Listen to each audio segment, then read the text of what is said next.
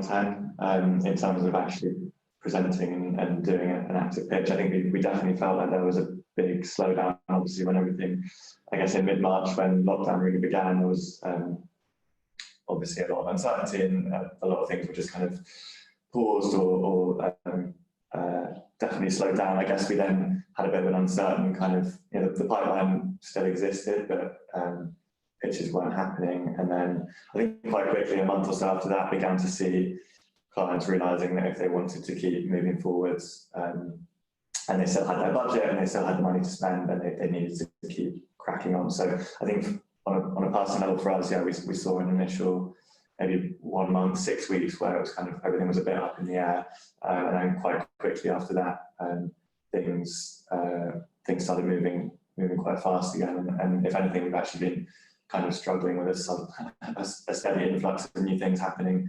It felt like they'd got through the initial coronavirus uncertainty, and it was time to crack on, and suddenly a load of things project-wise for us landing at the same time, which is tricky from a scheduling, resourcing angle, as I'm sure everybody can relate to, but a good problem to have overall. But hopefully that gives just a top-level view of how it's been for us over the last few months.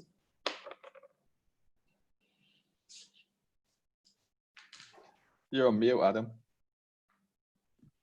Good point, Russell. It's because my 1-year-old daughter was trying to break down the door, so I was like, they don't need to hear that. But I was saying, I've seen that myself as well, like in terms of opportunities starting to pick up in within the last kind of month or so. So Gemma, obviously you've worked for like RPM Experiential, obviously an industry that's been hit quite hard. And what have you seen in terms of pitches and opportunities? We've certainly seen a reduction in experienced pitches, in fact, completely flatlining.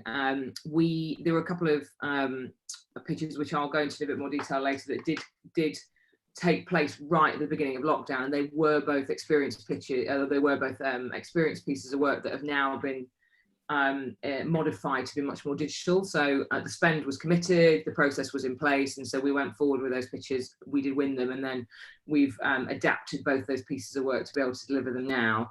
In terms of other opportunities, we did see a lot of agreed experience work be pulled, but we have a retail competency as well, which we've seen a big increase in opportunities in. So in a way, it's sort of balanced out because we're seeing less experiential, but we are seeing more retail opportunities because everyone's clambering in the supermarket. So we've seen a redistribution of our opportunities, I suppose. Okay, great. And Russell?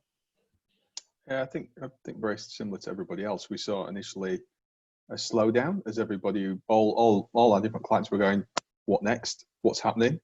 And everyone was trying to reassess where they were, reassess what budgets they had, and then looking at how they could deal with the crisis. So we had this initial slowdown while people reassessed, and then we've seen it then slowly pick up in quite a few different areas. I look after, as well as looking after our products globally, I also look after production globally. And so you can imagine from a production standpoint, you just weren't able to shoot. So you just couldn't get people in studios to shoot TV commercials. So we saw that massively tail off. But again, we're seeing everything pick up again now. I think as different countries are coming out at different speeds, we're seeing certainly in those markets that are starting to come out now, more work pick up. Certainly a lot of pitches going on as clients are reassessing now what they need to do to change their business, because a lot of them are now thinking that actually consumer behavior is potentially going to change for the long term. So lots of conversations around what that means to their business from an e-commerce standpoint. Okay. And just in terms of pitching then, is it, are you still going to be doing virtual pitches? Do you see that being the foreseeable future for the next, 6 months, say? Yeah, definitely. And actually, I've probably done 5 pitches now while we've been locked down. Mm. And to some degree, virtual pitches are a lot easier. Yeah. I was going to ask how they've been improved. Like, do you actually, all of you feel that it's helped pitching? Yeah, absolutely. It allows you to focus more on the work and less on the chemistry. And the chemistry is still there and it's still really important, but you really are able, I think, to really focus on the work that you're presenting, the solution that you're presenting, and get a bit more under the skin of what the client wants to see. I don't know why, but you're not physically in a room together. You sort of you do away with the pleasantries and just get right stuck into the work. I've certainly found that when we've been pitching. Mm.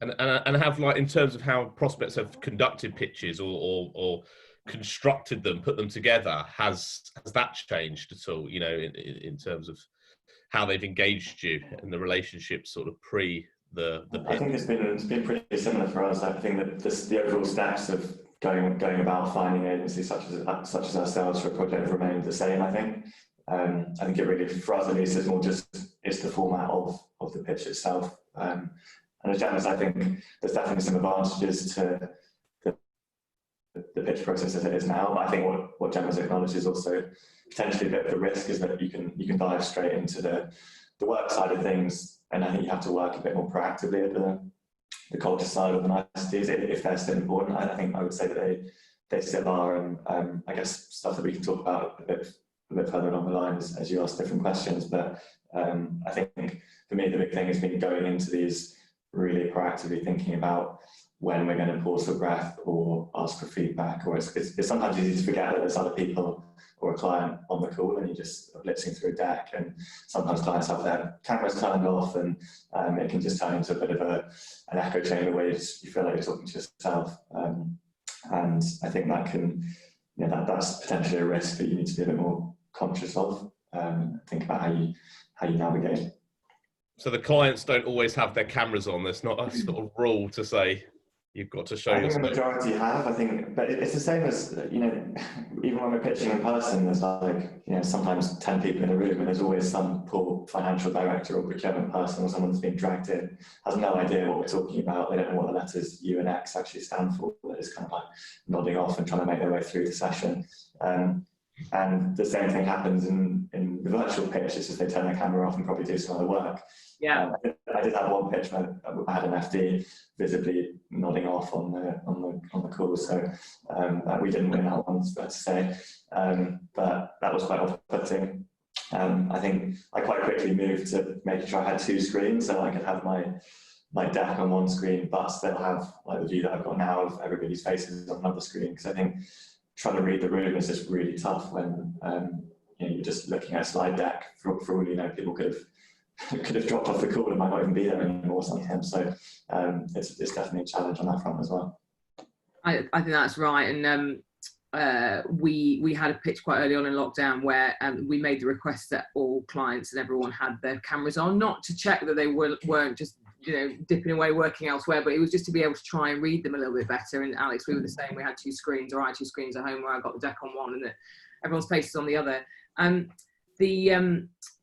I think that whole what we're all very good at in new business is being able to, or I hope so, is to read the room and know when you need to speed up a little bit, when you need to get off topic, when you need to move forward with any presentation. It is much trickier on video call, and one of the ways we found to get around it is to put markers in the deck where we're asking questions, so we keep people engaged. So whether it's at the end of a chapter or a point or a part, not asking necessarily for feedback, but just asking a question that's related to the section you've been through, just to check that they've understood where you are, but also that they are engaged, they know they're going to have to speak, they know they need to sort of keep on it.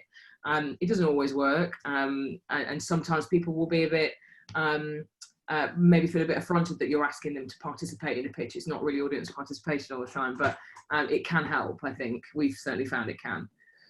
Yeah, we've done the same. So trying to read the room is really hard. People turning their videos off is really hard, because you're just talking to a blank screen. You can't read the room. And we've also used tactics. So exactly the same way, you stop and ask questions to make sure people understand it.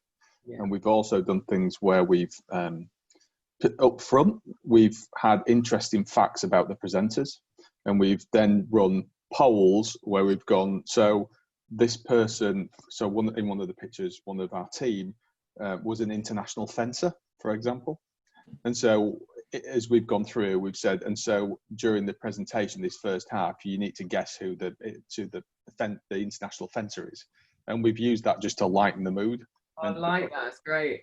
Otherwise, I mean, I've been sat in presentations. We've done pictures that have been 5 hours long, and you've got to find different ways to engage with people and lift the mood and take breaks. Otherwise, you know that people are turning their videos off because they're nipping to the loo, they're making a coffee, they're falling asleep, they're doing their emails, and ultimately they're making big decisions. So you've got to engage them and keep them connected.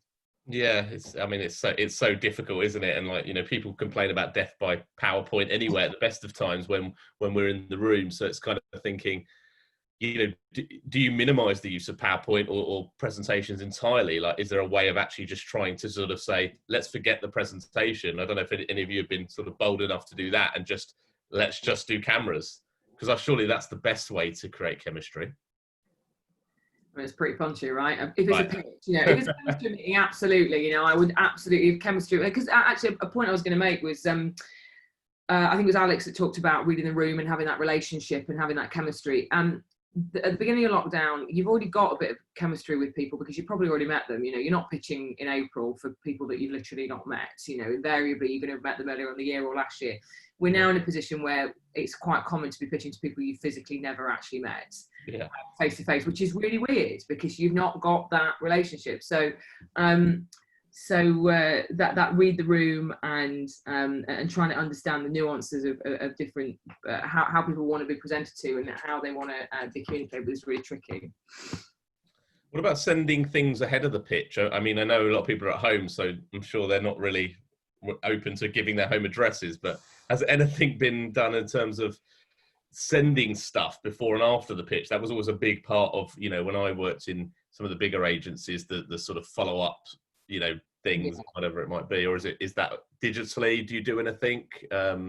Well, something I did for an early lockdown pitch, it was in like the beginning of April, was we normally do leave behinds, and not like here's our creds, but something that's related to the pitch, whether it's something physical or something digital, which is related to what they've just seen. And it was really tricky because everyone's working from home, and actually the pitch we were doing, it was a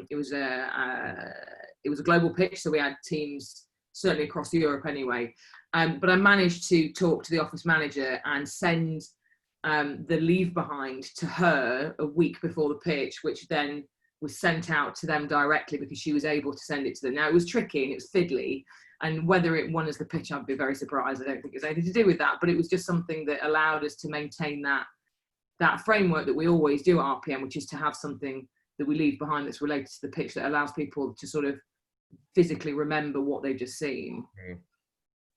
What about the other guy? Do you do anything to sort of stand out and differentiate? How do you make yourselves sort of memorable in a pitch scenario? We don't do leave. We haven't, in all the pitches I've been in, we haven't sent anything out. Mainly because, again, the logistics of finding people's addresses is so difficult. And in some of the pitches, again, that I've been on, we've had 40 people. It's like some of the pitches have been massive. And that's the other thing we've also found is the clients tend to have more people on the pitches because they can.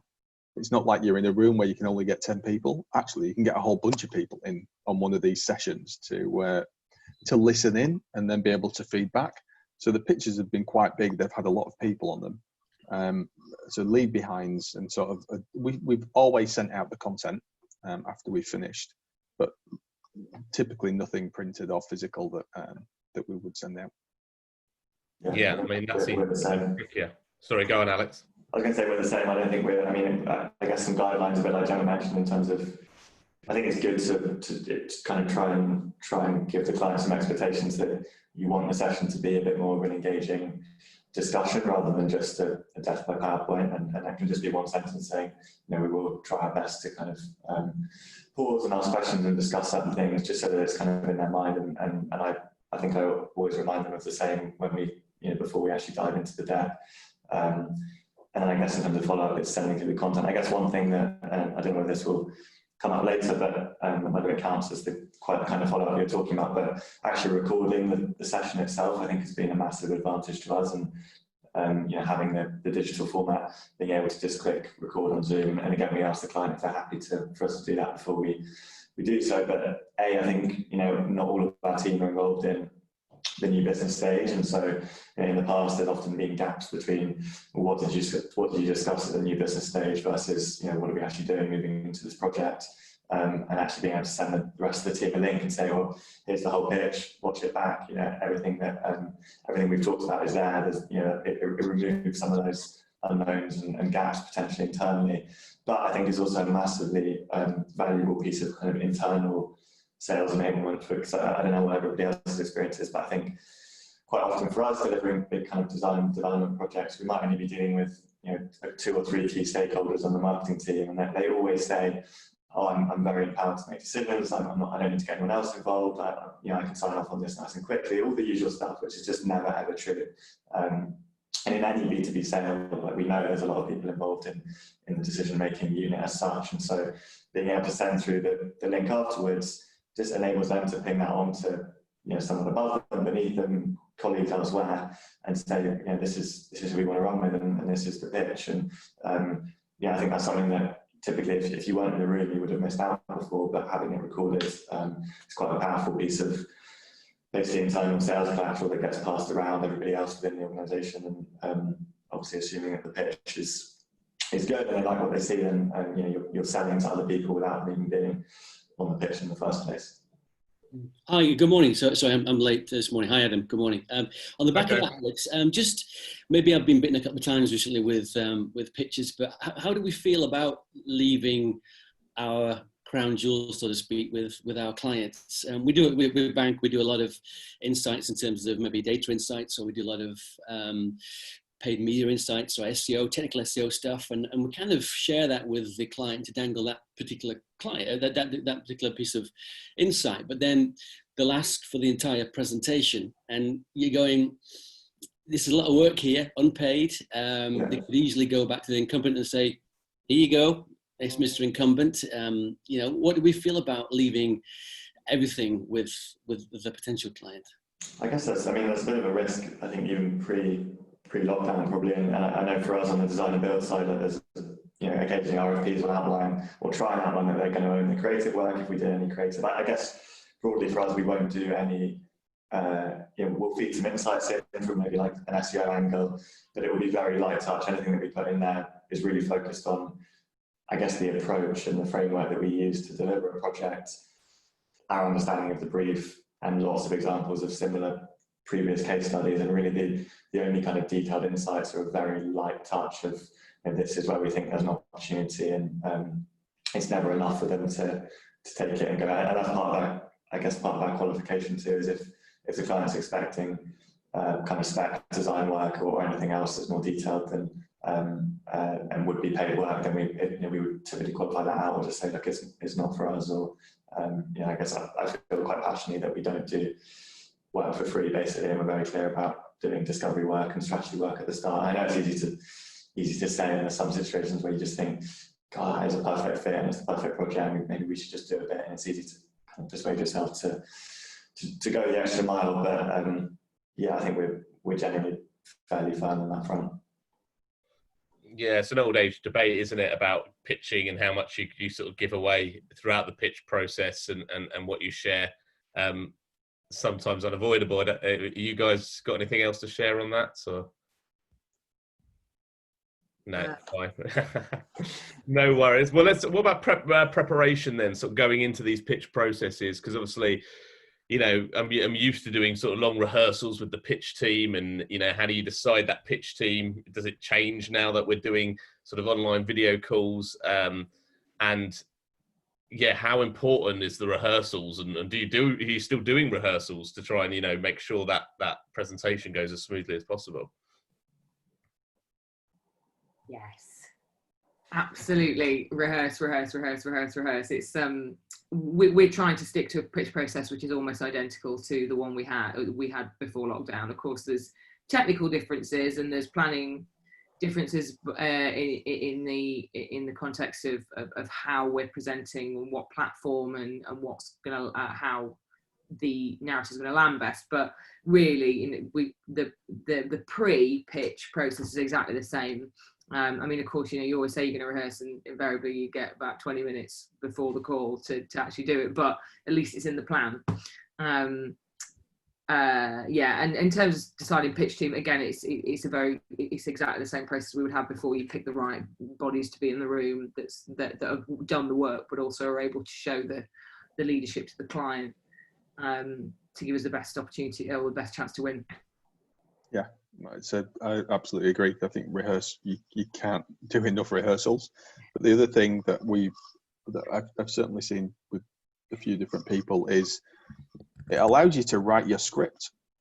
So you can actually write a script and share it with other people. And then on screen, you can actually have the cues when you're presenting, which also makes it a lot easier. You've just got to make sure that you aren't reading. It's got to come across as natural. And one of the things that I see so often is, so at the moment, I've got all your faces on my screen right in front of me. And what I often see is people doing this. So they're actually looking at a different screen and their eye line changes. Mm. And so if they've got the screen of all the people on that I have now, and their notes above on a different screen or to the side, you see constantly their head turning or their eyes changing position. And so you can tell that they're reading notes, which just kills the whole mood, and it doesn't help in terms of coming across as knowing your material or being authentic. So one of my tips is make sure that your notes are on the screen where your eye line is for the camera. And if that means putting the screen with everybody else's faces somewhere else, that's fine. But it just means it looks like you're talking at the audience as opposed to looking away constantly or changing your eye line. And don't read your notes. You should know your material enough to have a few cues to keep you on track, like you would on a presentation. Or if you are going to read it, make sure you can read in a way like a newsreader that comes across as a more natural conversation. Mm. It's a skill. You need to practice it. Yeah, and also, what about from a technical perspective? Because we've got Zoom, Teams, WebExes, Google Meetups, God knows what else, and different cameras, microphones, lighting. I've seen some people start to sort of experiment with different cameras and things like this. Has anything sort of been? Do you see that being common in the pitching scenario? And do you have to test client internet connections and all that stuff? So from my perspective, only microphones. So I've not seen people using multiple different cameras because I don't think it makes that much difference, to be honest. You get it's more to do with the lighting. So I've got terrible lighting where I am now. You've got great lighting where you are, Adam. So some of the lighting's important, but I personally think having headphones solves most of the problems. Because the biggest issue we find is where people have not a great connection on their laptop, or they've got a microphone at the side and it picks up and it echoes and you end up with these feedback loops. Whereas if you've got at least headphones on, you're never in that position. It always isolates the other conversations going on. But prepping to make sure you've got all those different pieces ready is really important across all of the team, without a doubt. I mean, in real life pitches, tech is always going to be a stumbling block unless you really prep, like, trying to use a client's screen with, their Apple TV that won't connect to your Mac or whatever. My only bit of advice, and I know this from experience, and it was excruciating, is use your platform. So if you're doing a creds meeting or a pitch or whatever it is with a client, if they suggest using their platform, try and use yours. So for example, we were asked to pitch on Teams. We don't use Teams, we use Zoom, and trying to make it all work, everyone aligned properly. It was such a fumble for the first 10-15 minutes, and we ended up going back to Zoom.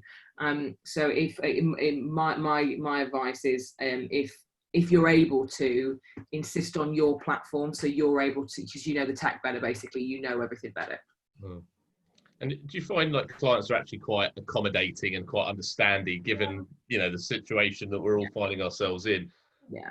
Or have you had some horror shows? Well, because I think if it's a pitch or a creds meeting, we're driving anyway. So trying to drive in their cars, and you're not going to do that, are you? So you're better off using your platform. You know how it works, rather than trying to sort of retrofit whatever you do onto their platform. I mean, of course, they're kind of they are all in essentially the same, but there's some little niggles, and we have quite a robust IT policy system, and actually won't allow us to do certain add-ons, and then therefore you can't share your screen, and it's just a nightmare. So you're much better off trying to use what you know really well rather than trying to fit onto someone else's platform. I think clients have been more accommodating overall. I think just being inside people's home a lot of the time and having kids appearing and dogs and cats and everything that I've seen in the last few months has been, I guess it makes it a bit more informal, whether we like it or not. We're all kind of in the situation together, and it takes, I think, some of the formality out of the process. And I think, as Gemma said, I don't think I've ever been to one client's office for a pitch in real life ever and just plugged in and started presenting. Like, it's never happened. There's always a problem of some kind. There's always that awkward, oh, the cable's not working, or we need to get the guy to fix the Apple TV or whatever it is. So actually, I think, I haven't really thought about it, but I think right now we're probably getting pitches underway smoother than we ever have done. I think everyone's kind of got used to Zoom or Teams or whatever it is. There's only really probably 3 or 4 things we're all using. And yeah, I think we've had one kind of car crash technical connection issue, which was actually on my end. I was back in the office for the first time as of yesterday, but I've been out of London and in the countryside with some slightly dodgy internet at times, a bit randomly, and I can't really figure out why, but I had one pitch where we joined and everything was ready to go, and then my internet connection just completely fell over, and it was fine for everybody else. And it was me that was meant to be driving the deck, and me that was meant to be doing everything. So we ended up jumping off of the Zoom call, and me basically doing a video recording, talking through the deck, ahead of UX and design, doing her slides, also doing a video recording, then stitching the video together with me diving into iMovie or whatever it was for the first time in like 10 years, creating a video that was basically the whole presentation of myself and Nicola talking through the various parts. And we actually somehow ended up winning this pitch. I'm not really sure how, but we basically ended up just submitting a video presentation, almost talking through the deck. And I think it goes back to my earlier point of they had it in a format where they could share it with the MD who wasn't going to be on the call anyway, and they shared it with a commercial director that wasn't going to be on the call anyway. So we actually ended up accidentally creating a pitch asset that could be shared more widely than it was probably going to be originally, which I think got buy-in from a bigger pool of people. So I think we were lucky, and hopefully, I think we just, the pitch was strong for the project brief anyway. But I guess it goes to show that even with a really car crash connection issue or technical issues, you can hopefully still come out as a winner occasionally. Yeah, well, you made a good point earlier about like the recordings and how valuable that content can be as a sort of follow-up and sharing. And I've even had debates around some people who are doing events and whether you do actually live pre-recorded events. So you just actually you film it, you make sure it's all perfect, therefore you don't have any problems with dropping out, any technical errors, and then you share it. And I don't know if anyone would pitch like that. I guess you wouldn't get any of the live feedback.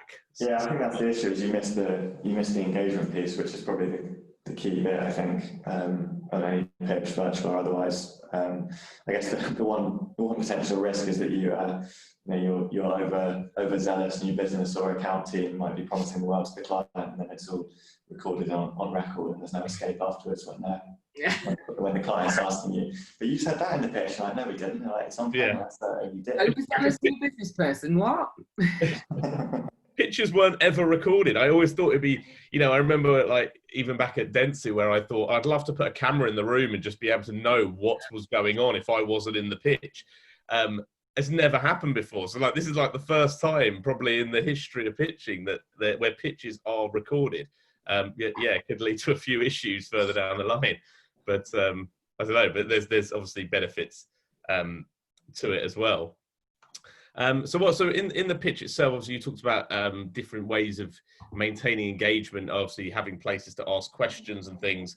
How else can you sort of maintain that sort of engagement and ensure people are sort of paying attention to what you're saying? And, are there any other sort of techniques you've used to try and achieve that? So I think one of the techniques we use is also calling people's names out. So again, so if I spoke to Emma, and that in a pitch, you then find that they instantly engage. So being able to do that and just call people out, ask them specific questions, you generate more engagement. But it's not easy, without a shadow of a doubt. not Especially being when in you've a got physical room. 40 people on the pitch. I mean, It's really tough. It's one of my slap everyone's wrists rules at the office, is not setting out what the next hour is going to contain before starting the pitch. So signposting the hour, you know, it amazes me the amount of pitch teams that just run into a pitch and just start the deck without even letting everyone know what timings are, what they should expect, what's the running order basically. And I do find that if you walk into a room, you walk into a Zoom meeting, you're in a Zoom meeting and you're able to say, right, the next hour is going to be, we're going to do this, we're going to go through this, we're going to go through this, we're going to go through this. It sets everyone's mind at rest a little bit, and it gives people a structure to be able to go, right, okay, cool, that's what I'm going to get. And I do find that immediately helps with engagement, because then people have expectations are managed in a sense. I think, I mean, because I know I'm a terrible audience member. If I, you know, if I'm being pitched to and I don't know how long this is going to last, where each section is coming essentially, and what's expected of me, I lose interest really quickly, because it's almost like a level, you're a little bit uncertain about what the next hour or however long is going to contain. And do you think it's always, the pitch is still quite formulaic in terms of running from beginning to end, or are you able to sort of jump I think about? You should be able to jump back. It should be a natural conversation, absolutely. I'm not saying it doesn't need to be regimented in, you know, this is chapter 1, 2, 4, 5, whatever. But it's just about setting the expectations of, right, we're going to be here for X amount of time. The purpose of the session is we're going to take you through this, this, this, and this. At the end of the session, we want to do this. It's just sort of laying out that framework. I think it just sets minds at rest. And does one person do that, or is that sort of, you know, is there somebody who's got that in, like, does everyone have a different role in your pitch? I mean, if I'm in the pitch, it's always me, because I'm a clock watcher, and I'm also like, I know we need to get to an end point, guys, can you please stop waffling? So I'm normally the signposter in a room, and that's normally all I do, is keep people on time. But I do think it's important there is someone like that, because actually I was, it wasn't my agency, but I was in a pitch as a bystander, and the first 20 minutes was them talking about their agency and their approach, which was great, but you'd heard enough after 5, and they just kept going on, and it just sort of, it rolled on where people talk too much. So I do think you need, both in live pitches and in digital pitches, when you're pitching online, you do need someone to be able to keep things on track, without obviously taking away the need for actual conversation. It's a fine balance. What about you guys, Alex? Do you have different roles? Do you define in the pitch to play and keep things on track? It kind of varies on the pitch and the project. I think some, you know, we deal with everything from kind of, I guess, a more straightforward design and build of a brochure site through to a much bigger program of work, and just kind of assemble our teams for a pitch depending on that. So that there are some things which is literally just me on the call and I'm covering everything across the spectrum of a project, and there's others where I might have a technical lead, or I had a UX and design on the call too, and account director, project manager, really just depends. So yeah, we kind of take it case by case, but I think I'd echo what Gemma and Russell have both said.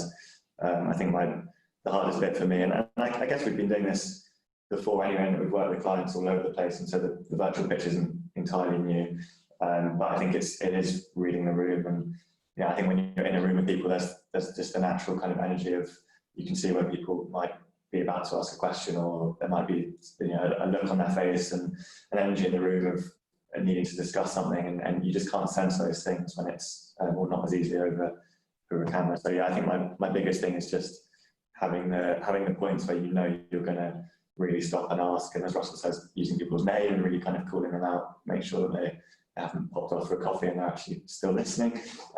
But trying to get that engagement kind of one by one, case by case, and which I think is probably true in the room as well. Like there's always going to be the odd stakeholder who's kind of semi on the periphery of the project, but might actually be quite key to you winning it, and getting their engagement's important.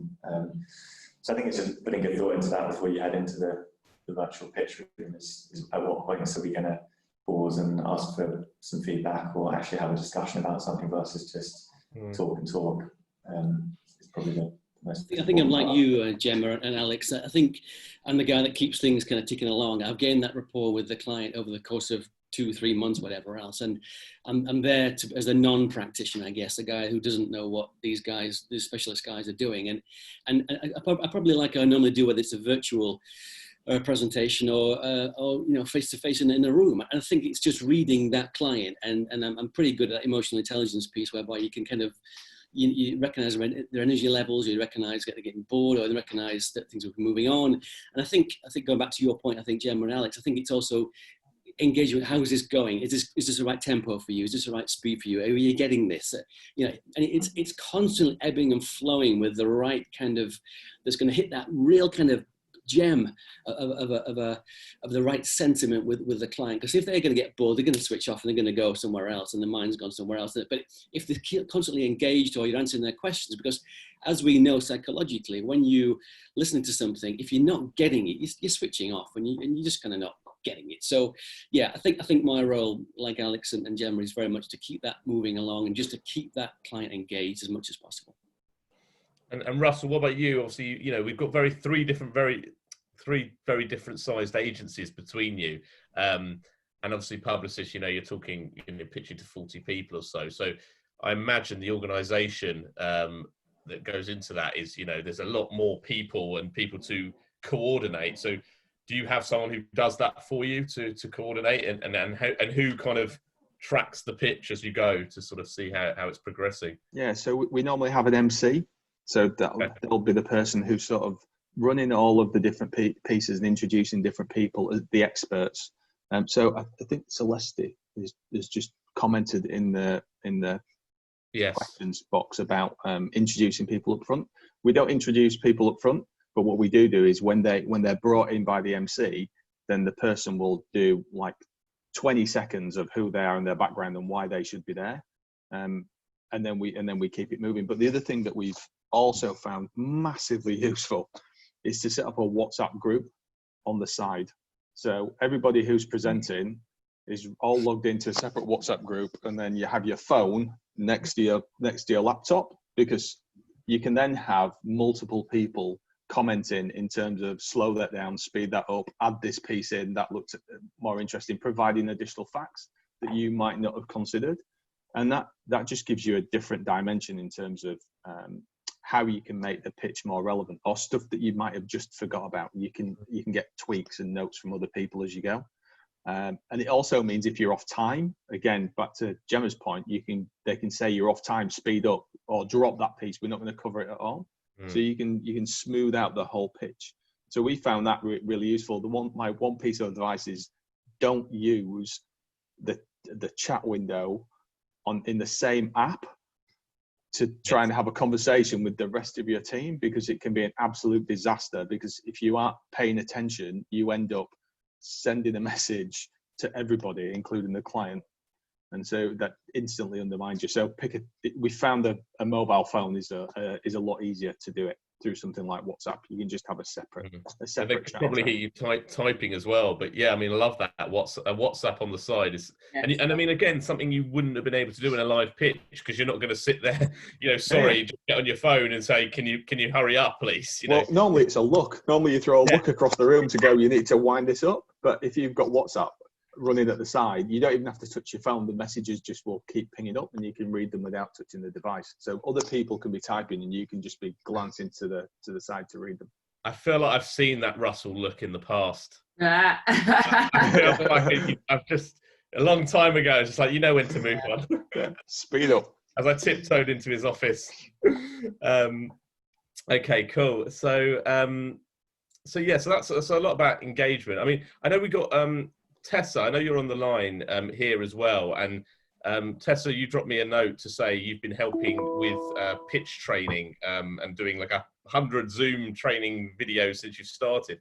Have you got anything to sort of share or add or ask questions at this point? Well, I think it's just, I'm a presentation skills coach. So of course, 12 weeks ago, the doors stopped and I thought, and I work in the advertising sector. I know some of the people on here, which is really exciting.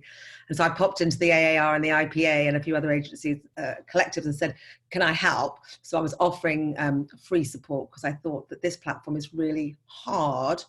And we were in a hard situation anyway. We were so desperate to talk to people. We were just throwing ourselves into it. But then business had to be done. And I think what's been really challenging for everybody is to work out how do I engage on this platform? My background is performing, acting, film, TV many, many years ago, and we learn how to talk on a screen. Well, how are you supposed to know that? Lighting, position, projection, energy, and then you've got to do the business. And what I've done is gone right back to that bit about, okay, projection, energy, connection, authenticity. You do the business, that's what you're good at. But I try to get people to really take into account that. But also saying to agencies, imagine you were given a massive budget and you were told by a client, we're working on Zoom, we can't get engagement with our clients. And you went away and used all your intelligence to come up with some really sophisticated, funky ways to do it. In a way, you've sort of got to do that on yourself, because it isn't just a turn it on and speak. It just doesn't work with the best one in the world. I mean, I don't know how many people you've seen on here who are super famous and super talented, and you turn on and listen to them and it's like after 5 minutes. So it's just considering that this is a difficult dynamic in a very difficult situation. However, you can have some great fun on it. And you can, as some people say, you know, you can just get in the room, sell and get out. It's quite exciting, but you have to consider the dynamic of this screen, which is flat. It flattens us and we have to overcompensate a bit. And that's hard if you're not an extrovert. And it's hard if it's 4 o'clock on a Friday where you've been kind of on it all week. And I don't know about you, but your eyes start to literally tingle.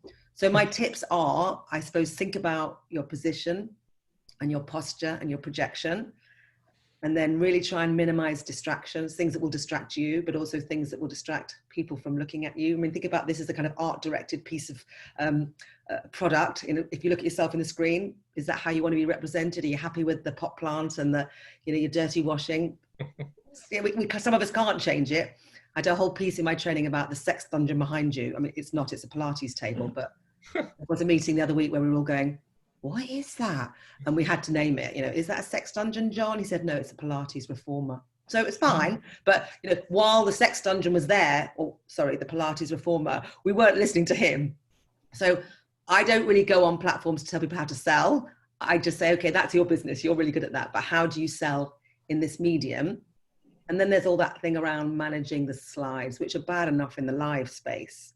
Here, I just say to people, don't just shove them on and expect people to be engaging with them. We read them in 2 seconds and we're off. So you've got to keep that balance between active engagement, showing them the stuff that you've done, which is brilliant, using different mediums, video, words on a page, and taking a step back and saying, are we happy with this piece of work? You know, in a way, you're producing a consumer experience for anybody on this, whether it be a 5-minute meeting or an hour pitch, and are you happy with it as a product? And then press live and go. And I don't know, and this is not to offend anybody, whether you're using your own intelligence on yourself enough around, this is a marketing opportunity, it's a film, and you need to understand there are some challenges in that, but some fantastic opportunities. So other than that, I mean, I've got loads I could share with you, but this is your platform, so I'll let you get on. But I do think there are things that we're not considering, and it's making really hard on our neurology, reading the room and managing our own sense of ego when we look at ourselves. All sorts of weird stuff goes on there. Yeah, no, I think that's all really interesting and valuable. And I think it's so, as you say, it's so hard to get that energy. You know, when you're getting out of bed and going to the room next door and sticking in your tracksuit bottoms, it's like, how do you, you know, maintain that energy at a pitch? We change our state. If you think about work, you walk up to boardroom 1 and you automatically shift your state without knowing it. You go to the social in the bar, you're going to shift your state where you're sitting in your armchair in your pajamas. You know, it's a lovely state to be in, but it's quite hard to shift state. And then also you're used to seeing people in the same context as you for that meeting, whereas you're seeing people in the garden, in their living rooms, on a bed, and you're trying to collect the energy, especially if you're in a pitch, which you probably wouldn't be on your bed if you're in a pitch, I'd hope. But that when we walk into a boardroom or any room, the kind of the human instinct is to screen and scan and then create this kind of collective energy. So you adapt your state. We don't even know we're doing that, but we are doing it all the time. And on here, we're going, well, where am I with these people? Not just physically, but also psychologically, where am I? Because we're all coming from different environments. I mean, just before this, what were you all doing? We weren't on a tube or in a meeting. We were, you know, watering the flowers, shouting at our children, rushing around trying to get some washing on, and then hello, and that's not a normal state. So I think there's an awful lot to consider, and I think you're all doing amazingly because you're doing the work, which is fantastic, and you're still here, which is fantastic. It's really useful. I guess you've got to try and find a way to fabricate that energy, but it's just, I think as Alex said before as well, you know, it does add chemistry and there's opportunities to know that, it'd certainly be a talking point if there was a sex dungeon behind you, and that would break the ice, I think, in any pitch, which is always that initial awkward period of like, how do we start going with things. Yes, and you're all going to go and buy your sex dungeons on Amazon now, aren't you? Just to get a little bit of, excitement in your bedroom. The roof. Okay, cool. So what about, I think coming on, we've got sort of 10 minutes left. So if people have a couple of questions, you can sort of jump in. But just thinking about after the pitch and sort of post-pitch, what happens at the end of the pitch process? Do we, is there anything interesting done there, or are we just sending the presentations? And Alex talks about the recordings and things, but don't know. Has there anything further been done to help nurture those leads or those pitches? It feels like for me we've just in terms of the follow-up, like the informality of just jumping on a call has become a bit easier. So if there has been kind of clarifying questions or other things to pick up, it's become, I guess it's just become a bit easier to do to some extent. And I think not a huge difference from where we were before in terms of a real life pitch as such. There's always going to be some questions which once maybe the client's seen 2 or 3 other agencies, they don't want to understand that something that we haven't covered.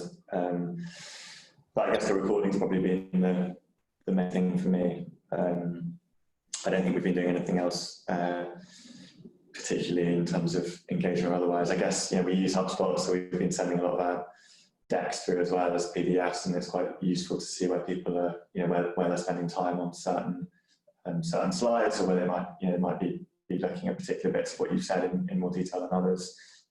We had one example where we uncovered for the client that technically in the solution, the whole approach to multilingual was going to be really complex for them from a development angle, and made sure we put a lot of focus on that in the deck, and saw them spending quite a lot of time around that part of the deck afterwards, and we're able to kind of follow up with a few more resources on that front without necessarily knowing. But there was a pitch we ended up winning because I think we didn't actually have the strength creative wise or design wise, but we really painted that picture that the biggest threat was that one technical pain point. It was interesting to see.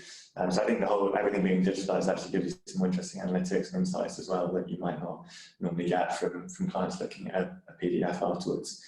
But yeah, those are probably the main things. I should say too that I put a lot of thought into my background and my trophies being subtly on display. So I hope Tessa's thumbs up. She's noticed that I framed my shot with a lot of effort this morning. I should say one of the pictures. Very subtle, Alex. Very subtle. Yeah. No, that's great. What about you guys? I know I thinking back to my sort of Dentsu and Omnicom days, there was a lot of like man marking. I don't know about you, Russell. Is there any of that going on whereby like to follow up with specific questions or challenges that have come up in the pitch? How do you sort of address those? Yeah, we definitely still do man marking, and where even in some of the pitches we've had, people have been having side conversations via text messages, trying to find out how it's going or get other input as the pitch has been going live. So it depends on the relationship that you've got with the client to be able to do that, definitely, and whether they're on your side to help win. But man marking is definitely important, both up front before the pitch, during the pitch itself, and then again following up afterwards to make sure that you're getting feedback on everything. I think for me as well, Adam, I think it's something again quite new to bank. Is a post kind of decision. We get feedback, and it's something that's can be quite hard to do sometimes, whether you win or lose that pitch. I think if you win it, ask them why they chose you, and that sounds simple, but again, I've seen before some organizations don't do that. And I think to learn why you won it and really get into the nitty gritty of why you won it, but then equally, if you don't win it, why. And I think it's a chance then to, rather than say, bloody client, they didn't give us a bit of business, actually go back to them and say, look, what was it exactly that we didn't quite get? And I think that the client likes that, because they build that rapport still. They don't think, oh, crikey, it's a bit awkward now because we lost it, I'll give somebody else. But just to really find out exactly, get into the why of what it is. And even from my point of view, I might say, look, do you want to speak to our business owner rather than speaking to me? It could be me that's the issue. I don't know, but it isn't usually. But it's just a case of just finding out really what the reasons are post-decision, I guess. Yeah, and that's so important, isn't it, to feed back into the team. and how you move forward. And even when you win it, a lot of people don't often ask the questions why they won, or they think it's for one reason, but it's actually for something else entirely that they've got coming through. So has anyone else got any questions? I know there's a couple of things in the chat which I haven't had a chance to sort of read through anything, but you're more than welcome to jump on and ask things if you don't feel like anything's been addressed. And guys, do you have anything else you want to share in particular that you don't feel like we've covered? I've got one other tip, and that's on videos. If you're showing videos, make sure you drop the encoding right down. So often what happens is creative teams think they're being really clever, and they'll give you a HD video that then when you try and stream over Zoom or Teams just dies. It drops the sound or just doesn't work. So you've got to make sure that you take your video and then actively encode it down to a much smaller frame rate. It might not look as great, but if it plays and it's not stuttering and the sound's not dropping out, it's ultimately a better experience. And that's a really good call. It comes back to the rehearsing point as well, that don't ever trust that what you're seeing on your screen is what the client's seeing. You know, when I play video on a Zoom call, on my screen it looks great, but on everyone else's it looks absolutely atrocious. So it's about rehearsing that tech where possible. Use your other half, use someone else in the agency, use someone else's machine. Don't just rely on your own view and your own tech to trust that everyone's going to see it the same, because particularly for a creative agency, the worst thing in the world is showing stuff that's really bad quality, right? I mean, it just shows that you've not got that attention to detail. You don't care enough, basically, and you're just sort of assuming that everything's going to work. And I say this through many, many years of getting it wrong. So that would be my key bit of advice, is to test and rehearse and practice and test it again, and don't just trust what you're seeing on your own screen. Yeah, cool. Okay. All right, well, I'll do a quick sort of recap on a whole list of stuff that we mentioned. I also want to mention we've got a guy called Ralph Mann on the line, who one of the screens you might be seeing is a live illustration. And it's something I think we used to do in pitching in the past, but he's actually drawing a visual representation of this entire conversation, which I think is a really neat pitch idea, actually, if somebody wanted to use that in a pitch and something as a leave behind for a client. I think that's pretty smart. And we used to do not quite live drawing, but certainly visual representations of the pitch in the room to tell the journey of the customer story. So that's what Ralph's doing. So we'll share that with you afterwards, so you've got that. But yeah, just to summarize, so essentially what we've said is that the market is picking up, which is great. People have sort of modified their pitches in some ways and the scope to enable to sort of maybe have a more digital angle at this time. If you can use two screens, do so. Not possible for everyone, but useful to looking at the people and the presentation at one time. Share facts on the presenters, so make sure you're telling people about who's presenting and things about them, and possibly even like gamification, like Russell said, to sort of create other bits of engagement, a bit of fun within the pitch environment. Read the room as best you can by maintaining engagement, eye contact, and seeing their responses. Class more people in pitch. Can't remember what that means. The recordings are really valuable and something you could share afterwards as content and share with wider teams, or if there's a bigger decision-making unit, then you can share that across different markets or whatever that needs to be. Rehearsals are so important. Write a script, and if you do write a script, have it on the same screen that you're presenting off, so your eyes aren't going all over the place.